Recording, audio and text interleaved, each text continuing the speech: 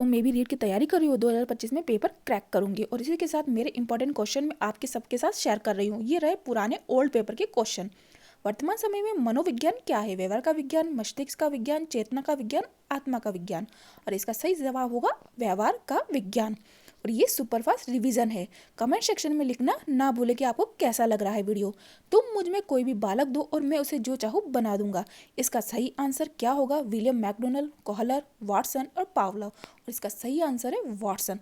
जी हाँ दोस्तों, ये कथन वाटसन का है। और इसके साथ ये रहा अगला क्वेश्चन। मनोविज्ञान के अंतर्गत नहीं आता है असामान्य मनोविज्ञान, औद्योगिक मनोविज्ञान, आर्थिक मनोविज्ञान और पशु मनोविज्ञान। और इसका सही आंसर है आर्थिक मनोविज्ञान। सुपरफास्ट रीजन आपको कैसा लग रहा है दोस्तों? मुझे शेयर करना ना भूले और कमेंट सेक्शन में लिखकर जरूर बताइए। और इसके साथ अगला क्वेश्चन है, लैटिन शब्द साइको का अर्थ क्या है? फर्स्ट, मन, आत्मा, व्यवहार और चेतना। और इसका सही आंसर होगा आत्मा। यह आपके सेकंड ग्रेड संस्कृत डिपार्टमेंट के क्वेश्चन आ चुका है 2010 में और ये थर्ड ग्रेड में भी आया हुआ है। ये रहा आपका अगला क्वेश्चन। निम्नलिखित में से कौन सा मनोवैज्ञानिक नहीं है? John Dewey, Watson, Hull, Skinner. सही आंसर है जॉन डीवी। जॉन डीवी मनोवैज्ञानिक नहीं थे। जी हाँ दोस्तों। और ये रहा आपका अगला क्वेश्चन। सर्वप्रथम मनोविज्ञान को किस विषय का अध्ययन करने के विषय के रूप में बताया गया? मन का अध्ययन, आत्मा का अध्ययन, चेतना का अध्ययन, व्यवहार का अध्ययन। और दोस्तों आपको पता ही होगा सबसे पहले क्या बताया गया था? आत्मा का अध्ययन। हाँ दोस्तों। और इसी के साथ ये रहा अगला क्वेश्चन। शिक्षा मनोविज्ञान के मुख्य तत्व क्या है? ये बिहार टेट के लेवल फर्स्ट में आ चुका है। शिक्षार्थी, सीखने की प्रक्रिया, अध्यापक और ऊपर दिए गए सभी। और ये तीनों ऑप्शन इंपॉर्टेंट है और ये तीनों ही इसके आंसर है। जी हाँ दोस्तों। और ये रहा अगला क्वेश्चन। मनोविज्ञान प्रवृत्ति की मुख्य विशेषता क्या है? बाल मनोविज्ञान पर बल देना, बालक के व्यक्तित्व का आधार, व्यक्तित्व विभिन्नता के सिद्धांत और ऊपर दिए गए सभी। मनोविज्ञान की प्रवृत्ति की मुख्य विशेषता यह है कि व्यक्तित्व विभिन्नता के सिद्धांत। जी हाँ दोस्तों। अगला क्वेश्चन है, उद्देश्य के आधार पर शिक्षण का प्रकार नहीं है। चिंतन उद्देश्य, भावात्मक, क्रियात्मक, ज्ञानात्मक। और दोस्तों इसका सही ऑप्शन होगा चिंतन उद्देश्य। ये भी बिहार टेट 2012 में आ चुका है क्वेश्चन। और ये रहा आपका अगला क्वेश्चन। प्रश्नोत्तर विधि का जनक किसे कहा जाता है? मॉन्टेसरी को, कुक को, फ्रॉबेल को, सुकरात को। और इसका सही आंसर है सुकरात को। ये प्रश्नोत्तर विधि के जनक थे। और सुपरफास्ट रिवीजन आपको कैसा लग रहा है? कमेंट सेक्शन में लिखना ना भूलें। अगला क्वेश्चन, निम्नलिखित में से किसे शिक्षण सूत्र नहीं कहा जाता? ज्ञात से अज्ञात की ओर, अज्ञात से ज्ञात की ओर, प्रत्यक्ष से अप्रत्यक्ष की ओर, पूर्ण से अंश की ओर। और आपका आंसर है प्रत्यक्ष से अप्रत्यक्ष की ओर। जी हाँ दोस्तों। और अगला प्रश्न है, एक शिक्षिका अपने आप से कभी प्रश्नों के जवाब नहीं देती बल्कि छात्रों के समूह बनाकर सीखने के लिए प्रेरित करती है। यह क्या है? अनुदेशात्मक सामग्री का उचित संगठन, अच्छा उदाहरण प्रस्तुत करना, सीखने की तत्परता और सक्रिय भागीदारी का। आपकी आंसर होगा सक्रिय भागीदारी।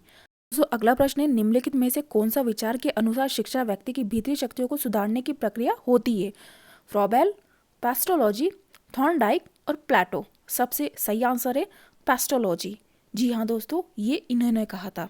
और आपका नेक्स्ट क्वेश्चन, शिक्षण मनुष्य में अंतर्निहित क्षमता का परिपूर्णता में विकास करते हैं। Swami Vivekananda, Skinner, pestology, Rabindranath Tagore. और ये कथन कहा था स्वामी विवेकानंद ने। दोस्तों आपको कैसा लग रहा है ज़रूर बताइएगा। अवलोकन विधि का उपयोग मनोविज्ञान में करते हैं। बच्चों के व्यवहार के आकलन में, व्यवहार को खराब करने में, व्यवस्था की कमियों का पता लगाने में, प्राकृतिक सुंदरता निहारने में। और सही आंसर है बच्चों के व्यवहार के आकलन में। आप ये वीडियो ज़्यादा से ज़्यादा शेयर करना ना भूलें। शिक्षण से अधिगम पर बल देने वाला परिवर्तन हो सकता है बाल केंद्रित शिक्षा पद्धति अपनाकर, रखने को प्रोत्साहन देकर, अग्रिम शिक्षा की तकनीकें अपनाकर, परीक्षा परिणामों पर केंद्रित होकर। और आपका आंसर है बाल केंद्रित शिक्षा पद्धति अपनाकर। तो अब आपके सामने है 50 इंपॉर्टेंट क्वेश्चन साइकोलॉजी के जो मैंने सर्च किए हैं। और सबसे पहला क्वेश्चन है, मनोविज्ञान के संबंध में मैकडोनल्ड की परिभाषा। मनोविज्ञान आचरण तथा व्यवहार का यथार्थ विज्ञान है। ये मैकडोनल्ड की सबसे इम्पॉर्टेंट परिभाषा है दोस्तों। और ये हमेशा एग्जाम में पूछी भी जाती है और मैं आपके साथ शेयर कर रही हूँ। नेक्स्ट क्वेश्चन है, गेस्टाल्टवाद के जन्मदाता किसे कहा जाता है? और सही आंसर मैक्स वर्दिमर। और थर्ड जो आपका क्वेश्चन है वो पावलोव के सिद्धांत को कंप्यूटर स्टिमुलेशन द्वारा कौन सी मशीन बताती है? और आपका आंसर है होम मैन मशीन।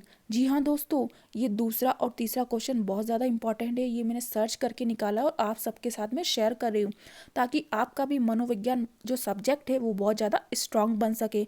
दोस्तों, ये वीडियो आप अपने रीड के जो स्टूडेंट हैं उनके साथ शेयर करना ना भूलें।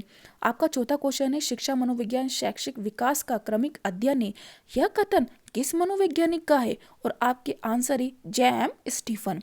और पांचवा क्वेश्चन है, शिक्षा मनोविज्ञान सचिव परिस्थितियों के मनोविज्ञान पक्षों का अध्ययन है। यह कथन किस मनोवैज्ञानिक का है? और आपका आंसर है ट्रो। दोस्तों, ये दोनों ही क्वेश्चन और परिभाषा बहुत ज़्यादा इंपॉर्टेंट है, ये आप ज़रूर याद करिएगा। और मैं आप सबके साथ इसी वजह से शेयर कर रही हूँ कि आपके रीट में एग्जाम में अच्छे मार्क्स आए। और नेक्स्ट क्वेश्चन है, शिक्षा मनोविज्ञान की औपचारिक आधारशिला कब रखी गई थी? आपको ये सन पूछा जा सकता है और आंसर है 1889, 1889। जी हाँ दोस्तों, और अब आ रहा आपका अगला प्रश्न, किसके प्रयासों से शिक्षा मनोविज्ञान की औपचारिक आधारशिला रखी गई थी? आपका आंसर है स्टैनले हॉल के प्रयासों से। 21वीं शताब्दी में मनोविज्ञान का मुख्य आधार तय हुआ। क्या आधार तय हुआ? व्यवहार का। जी हाँ दोस्तों, व्यवहार के विज्ञान को ही बाद में मनोवैज्ञानिक ने अपना आधार बनाया था और उसके अनुसार ही मनोविज्ञान एक अलग विषय बनकर उभरा था। दोस्तों, ये जो मैं आपसे शेयर कर रही हूँ अपने रीड के दोस्तों के साथ जरूर शेयर करना, वो भी एग्जाम में अच्छे मार्क्स ला सके। 9 क्वेश्चन है, 1912 में किस संप्रदाय का प्रतिपादन हुआ? आंसर है गेस्टाल्ट संप्रदाय। और 10वां क्वेश्चन है, वुडवर्ड के अनुसार अंतर्दृष्टि किस प्रकार की होती है? दोस्तों, वुडवर्ड ने अंतर्दृष्टि किस प्रकार की बताई है? तो इसका आंसर है पूर्व दृष्टि। दोस्तों, ये वुडवर्ड और इस संप्रदाय गेस्टाल्टवाद, इनमें से हमेशा एक क्वेश्चन जरूर आता है और इसको आप याद ज़रूर कीजिएगा। और मुझे कमेंट सेक्शन में लिख के बताइए अगर आपको और भी कोई क्वेश्चन या सब्जेक्ट के विषय के बारे में जानना हो तो। नेक्स्ट क्वेश्चन है, कोहलर द्वारा चिंपैंजी पर किया गया प्रयोग किससे संबंधित था? तो आपका इसका आंसर होगा सूझ एवं अंतर्दृष्टि से। दोस्तों, इसका अलग नाम भी आपसे पूछ सकते हैं, आप ज़रूर याद करिएगा। ऑलपोर्ट किस व्यवस्था के प्रबल समर्थक थे? आपका आंसर है आत्म बिंदु रेखीय व्यवस्था। दोस्तों, हमेशा डीपली क्वेश्चन पूछा जाता है और सिलेबस में भी लिखा हुआ था 12th स्टैंडर्ड तक आपका डीपली क्वेश्चन पूछा जाएगा। और नेक्स्ट क्वेश्चन है, जेम्स ड्रेवर ने मनोविज्ञान को किस प्रकार का विज्ञान माना? आंसर है शुद्ध विज्ञान, अशुद्ध विज्ञान एवं आंशिक विज्ञान। यही आपका सही आंसर है। और 14वां क्वेश्चन है, मनोविज्ञान के संबंध में क्रो एंड क्रो की परिभाषा। किसी व्यक्ति के जन्म से लेकर वृद्धावस्था के अधिगम अनुभव का वर्णन तथा धारण ही मनोविज्ञान है। जी हाँ दोस्तों, ये आपके क्रो एंड कोर ने परिभाषा दी है। ये परिभाषा सबसे ज़्यादा इम्पॉर्टेंट है और क्रो की कोई ना कोई एक परिभाषा हमेशा एग्जाम में पूछी जाती है। 15वां क्वेश्चन है, स्किनर किस देश के वैज्ञानिक थे? आपका आंसर होगा अमेरिका। और आपका 16वां क्वेश्चन है, बाल केंद्रित शिक्षा किसकी देन है? बाल केंद्रित शिक्षा, दोस्तों याद रखना, ये शिक्षा मनोविज्ञान की ही देन है और शिक्षा मनोविज्ञान के बाद ही बाल केंद्रित शिक्षा बहुत ज़्यादा प्रचार में लाई गई थी और आज भी विद्यालयों में बाल केंद्रित शिक्षा पर जोर डाला जाता है और इसका एक क्वेश्चन हमेशा बनता है। दोस्तों, ये रहा आपका 17वां क्वेश्चन। थॉर्नडाइन ने शिक्षा मनोविज्ञान का कैसा रूप प्रदान किया? निश्चित एवं स्पष्ट, ये थॉर्नडाइन के विचार थे। अब बाल केंद्रित शिक्षा के लिए किस मनोवैज्ञानिक ने शिक्षा शास्त्रियों का ध्यान केंद्रित किया?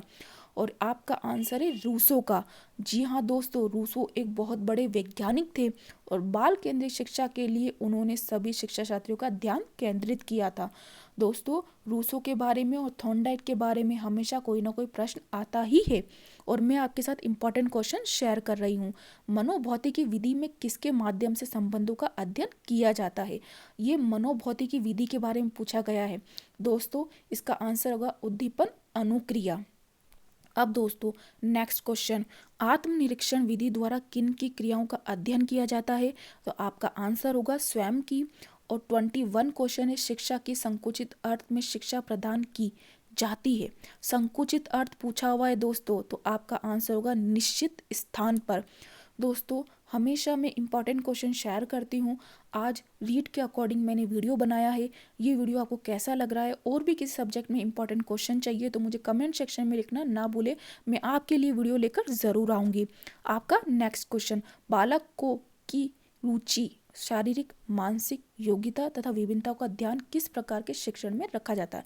मनोवैज्ञानिक शिक्षण में दोस्तों याद रखना, मनोविज्ञान को मन का विज्ञान किसने कहा था? अरस्तू ने। क्योंकि बालक की जो रुचि होती है शारीरिक मानसिक योग्यता विभिन्नता सबका ध्यान रखा जाता है मनोविज्ञान के अंदर ही। और मनोविज्ञान को मन का विज्ञान किसने कहा था? अरस्तू ने कहा था। अरस्तू भी बहुत बड़े वैज्ञानिक थे दोस्तों।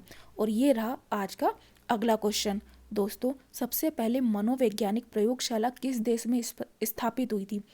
प्रयोगशाला पूछा गया है दोस्तों, तो सबसे पहले प्रयोगशाला जर्मनी जो कंट्री है देश है वहाँ स्थापित हुई थी। और व्यवहारवाद की मुख्य विशेषता है मापन। दोस्तों मापन याद रखना, मापन ही व्यवहारवाद का मुख्य आधार है और व्यवहारवाद की मुख्य विशेषता बता रखी है। ठीक है दोस्तों, इसको याद रखना, भूलना मत। दोस्तों 24 और 25 दोनों ही क्वेश्चन बहुत ज़्यादा इम्पॉर्टेंट है। और ये रहा आपका अगला क्वेश्चन। फ्राइड के मन की तुलना किससे की है? यस, फ्राइड ने मन की तुलना किससे की है? समुद्र में तैरते हुए हिमखंड से। ये सबसे ज़्यादा इंपॉर्टेंट क्वेश्चन है। और 27 है शिक्षकों की तैयारी की आधारशिला होनी चाहिए शिक्षा मनोविज्ञान। दोस्तों जब हम तैयारी करते हैं तो उसकी सबसे पहला बेस और आधारशिला शिक्षा मनोविज्ञान ही होती है। और फ्राइड के मन की तुलना का ध्यान रखना कि समुद्र में तैरते हुए जो हिमखंड है उन्होंने उससे इसकी तुलना करी थी मन की। अब दोस्तों आपके सामने अगला प्रश्न 28। समाज मिति विधि में अध्ययन किया जाता है एक समूह की बनावट का अध्ययन। दोस्तों समाज विधि एक विधि है, इसमें किसका अध्ययन किया जाता है? क्योंकि सिर्फ एक ही समूह की बनावट का अध्ययन किया जाता है। दोस्तों 29 क्वेश्चन। चेतन अर्थ और चेतन तथा अचेतन किसके अंग है? तो दोस्तों नेक्स्ट आंसर है इसका चेतना की। ठीक है। और नेक्स्ट क्वेश्चन है व्यक्ति की संवेदना और अभिव्यक्ति जानने की सबसे उपयुक्त विधि साक्षात्कार विधि।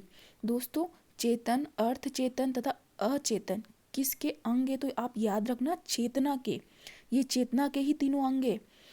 और आपका नेक्स्ट क्वेश्चन जो पूछा गया है संवेदना अभिव्यक्ति, ये साक्षात्कार विधि है दोस्तों, भूलना मत। और 31 क्वेश्चन है शिक्षा के द्वारा मानव व्यवहार में परिवर्तन किया जाता है तथा मानव व्यवहार का अध्ययन ही मनोविज्ञान कहलाता है। यह कथन किस मनोविज्ञान का है? तो आपको उस मनोवैज्ञानिक का नाम याद रखना है, ब्राउन का। ठीक है। और शिक्षा की संकुचित अर्थ में शिक्षा प्रदान की जाती है निश्चित स्थान पर दोस्तों। ठीक है, ये फिर से मैं क्वेश्चन रिपीट कर रही हूँ, निश्चित स्थान पर इसका संकुचित अर्थ में शिक्षा प्रदान की जाती है दोस्तों। अब ये रहा दोस्तों आपका 33 प्रश्न। मनोविज्ञान को चेतना का विज्ञान किसने माना है? वुंड, वॉइस और जेम्स ने। दोस्तों ध्यान रखना चेतना का विज्ञान वुंड, वॉइस और जेम्स। और नेक्स्ट क्वेश्चन मानसिक परीक्षण की विधि विकसित करने वाले विद्वान कौन थे? मानसिक परीक्षण की विधि पूछा है दोस्तों और इसका सही आंसर है बीने। बीने ने ही मानसिक परीक्षण की विधि को विकसित किया था। और दोस्तों जब मनोविज्ञान की चेतना की बात आए ना तो वुंड, वॉइस और जेम्स को याद रखना आप। अब 35 क्वेश्चन है मनोविज्ञान के अंतर्गत किया जाता है। देखो मानव, जीव जंतु तथा संसार के अन्य सभी प्राणियों का अध्ययन किया जाता है। दोस्तों इसको दिमाग में बिठा लीजिए। 36 से 2 या 2 से अधिक व्यक्तियों के मध्य तथ्यों, विचारों, मत तथा भावनाओं का आदान प्रदान क्या कहलाता है? इसे कहते हैं संप्रेषण। जी हाँ दोस्तों, संप्रेषण ही 2 या 2 से अधिक व्यक्तियों के मध्य जो तथ्य, जो विचार, मत, भावनाएं जो आदान प्रदान होती है ये संप्रेषण कहलाता है।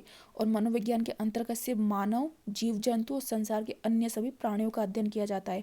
37 है आसुबेल के अनुसार किस प्रकार के सीखने में समस्या का समाधान निहित होता है? और आपका आंसर होगा खोजपूर्ण सीखना। खोजपूर्ण सीखना ही आसुबेल के अनुसार है, ये प्रकार है सीखने का। ठीक है। और नेक्स्ट क्वेश्चन है शारीरिक, मानसिक एवं व्यक्तित्व विकासों की मूल आधारशिला किस काल में रखी जाती है? तो ये है बाल्यावस्था। और नेक्स्ट क्वेश्चन है 39 प्रेरणा प्रबलन हास सिद्धांत के प्रदाता कौन है? प्रेरणा प्रबलन दिया हुआ है दोस्तों, प्रबलन। और ये इंपॉर्टेंट क्वेश्चन है और इसका आंसर है नॉर्क एल हल। यस, आप हल याद रख लेना। हल ने ही प्रेरणा प्रबलन का सिद्धांत दिया था और वो भी हास का सिद्धांत दिया था। अब नेक्स्ट क्वेश्चन है मनोविश्लेषण का प्रतिपादन किसने किया? तो इसका आंसर है मनोविश्लेषण आ जाए तो आप फ्राइड का नाम हमेशा याद रखना, सिगमंड फ्राइड। मनोविज्ञान में व्यवहारवाद का प्रतिपादन करने वाले थे जेबी वॉटसन। क्योंकि मनोविज्ञान में व्यवहारवाद कौन लेके आया था, प्रतिपादन किसने किया था, तो आप ध्यान रखना वॉटसन ने ही किया था। वॉटसन ही व्यवहारवाद को लेके आए थे। और जहाँ पे भी मनोविश्लेषण नाम आ जाए आपको सिगमंड फ्राइड का नाम याद रखना है। दोस्तों यही सही आंसर है। और आपका नेक्स्ट क्वेश्चन है 42, किशोरावस्था बड़े दबाव एवं तनाव तथा तूफान व संघर्ष की अवस्था, ये किसका कथन है? बहुत ही इंपॉर्टेंट परिभाषा है, स्टैनले हॉल की परिभाषा है। और 43 क्वेश्चन है, श्रृंखला अधिगम संबंधित है घेने से। ठीक है, श्रृंखला का नाम आए तो घेने याद रखना। और जो ये परिभाषा किशोरावस्था बड़े दबाव एवं तनाव तथा तूफान व संघर्ष की अवस्था, ये परिभाषा हमेशा पूछी जाती है स्टैनले हॉल की। दोस्तों अब नेक्स्ट क्वेश्चन है, मानव विकास परिणाम है वंशागति एवं वातावरणीय कारकों का। मानव विकास का नाम आए तो वंशागति और वातावरण का नाम याद रखना। नेक्स्ट क्वेश्चन, एक बालक जिसकी आयु 12 वर्ष तथा कालानुक्रमिक आयु 10 वर्ष, उसकी बुद्धि लब्धि होगी। तो दोस्तों बुद्धि लब्धि निकालने का सूत्र आपको पता होगा, आप खुद पढ़ रहे हो तो इसका आंसर होगा 120। ठीक है दोस्तों, आप निकाल कर देख लेना, मैंने डायरेक्ट आपको आंसर बताया है। और ये रहा आपका 46 नेक्स्ट क्वेश्चन, सूझ द्वारा सीखने के समाकृतिवाद के प्रवर्तक थे वर्धीमन, कोफका एवं कोहलर। सूझ का नाम आ जाए तो वर्धीमन, कोफका और कोहलर का नाम याद रखना। शैक्षिक मनोविज्ञान का मुख्य उद्देश्य क्या है? तो इसका मुख्य उद्देश्य दोस्तों ध्यान रखना, बालक का सर्वांगीण विकास करना। बालक का सर्वांगीण विकास ही शैक्षिक मनोविज्ञान का मुख्य उद्देश्य है। और सूझ के द्वारा वर्धीमर, कोफका और कोहलर, ये नाम याद रखना। 48 है, विजुअल एजुकेशन शब्द का प्रयोग सर्वप्रथम 1926 में किसके द्वारा किया गया? आपका आंसर होगा नेल्सन आई ग्रीन के द्वारा। और नेक्स्ट क्वेश्चन, विद्यार्थी को वातावरण पर आधारित ज्ञान दिए जाने की विधि है अवलोकन विधि। जी हाँ दोस्तों, सबसे इंपॉर्टेंट, विद्यार्थी को वातावरण पर आधारित ज्ञान दिए जाने की विधि वो अवलोकन विधि कहलाती है। और 1926 में कौन से वैज्ञानिक? नेल्सन आई ग्रीन के द्वारा, ठीक है, विजुअल एजुकेशन ये शब्द का प्रयोग किया गया था।